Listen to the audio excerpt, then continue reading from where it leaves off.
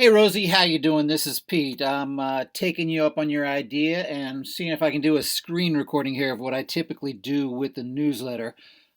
Just to give you an idea what I do.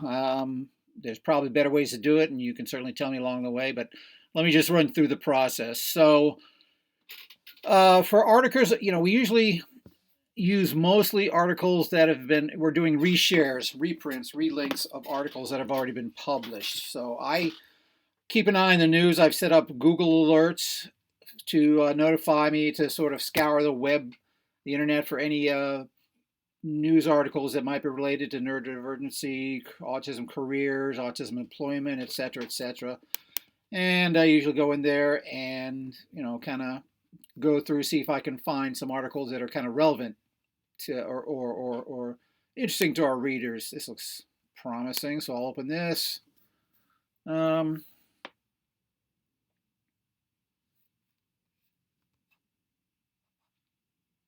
da, da, da, da, da.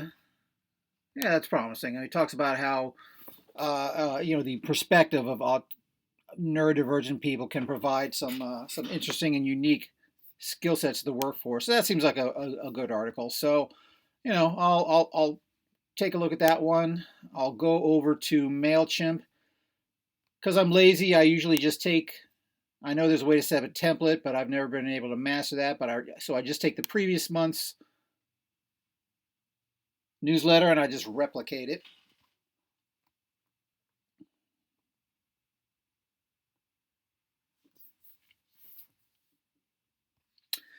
And I do have a audience here already set up a mailing list of about, I think, 1,200, I believe.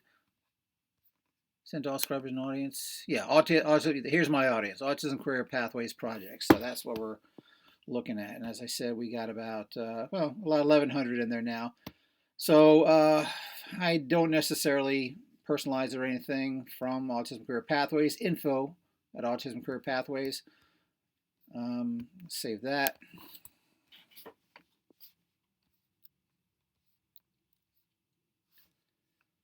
Subject, I'll edit that from December 2023 to February 24 newsletter. Save that.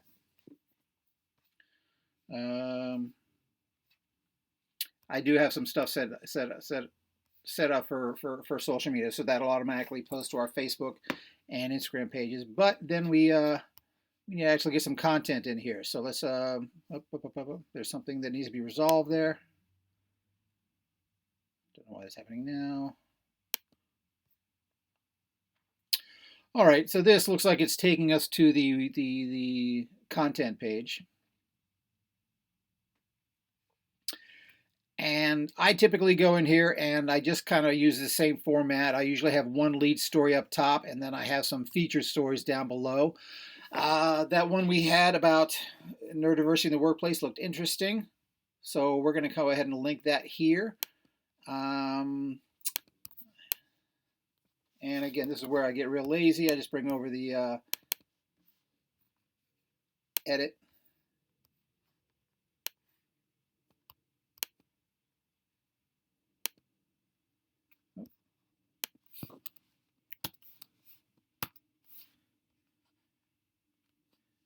And what I like to do, I usually just copy it, see if they have some kind of picture here that's interesting. They have kind of we're not really big on puzzles here, so I'm not going to use that. But what I can do is go over to Pixabay, which is a free picture site, royalty free. You can download anything here, and you could just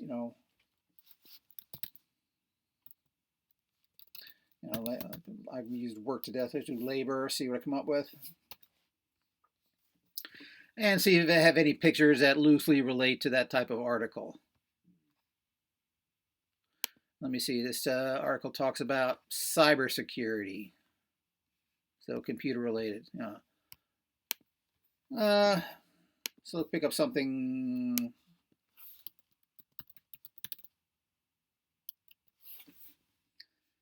Something related to computers. I'm sure they have a lot of pictures to choose from here. Let's just grab one as a dummy picture. That kind of looks relevant. So just for giggles, I'll go ahead and download that one now. I'll get a small window version of that. Okay. Go back over here. In this issue, I have the option to put a picture in the upper left corner here, so I'll replace that.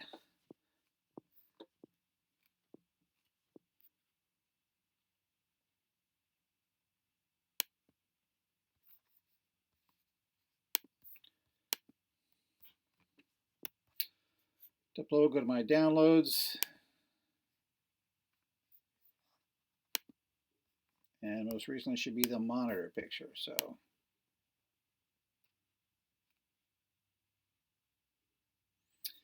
okay, so now we've got a picture in there. The heading, I'll think of something genius to say.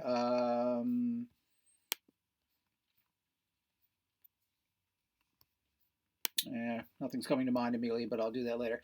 I do like to see if I can lift some sort of quote for the article, just to sort of give it the, a little bit of taste of what's going on in the article for people. So I tend to look, I'll usually look through here. I'll just grab one at random here. Some people don't. So I'll copy that, go in.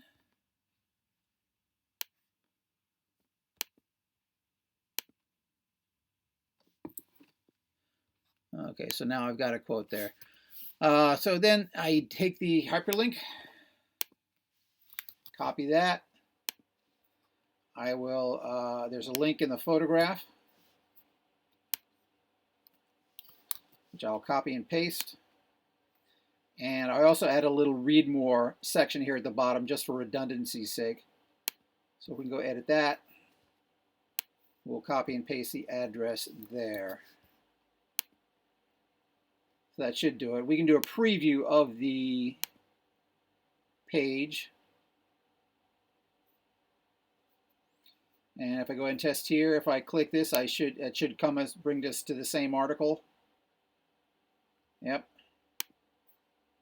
And if I hit the read more, that should also bring us to the same article, which it does. Okay. So in a nutshell, that's how I go about setting up the doing the page. Now, sometimes, if possible, I'll try to make our lead story, at the very least, the lead story, be something of our own composition. And that's when we'll go over to, I'll compose something, I'll put it on the Autism ACPworks.org website, and I'll bring that over here. But same thing, I'll just, find a picture that's appropriate. I'll put that in here for whatever my subject story is. This one looks like it's video card, so that would require a video link of some kind. But same thing, we would just copy a little bit of a heading in there, and then I would have a hyperlink from here and the read more that would link directly to our website. Okay, so maybe we can start you with that. If you can just sort of go through and take some of those articles I sent you and maybe copy a couple of those over into here. Again, using Pixabay to find a relevant picture. Or, if you prefer, if they have a picture on the website on the story itself that's relevant, you can, just do a screenshot of it, capture something to your computer that way and copy the picture in that way. Anyway, I don't want to make this too long. Let's go ahead and end that, and then I will send this to you, and then you see what sort of questions you have for me based on that, okay? Hope this helps. Thanks. Talk to you soon, Rosie.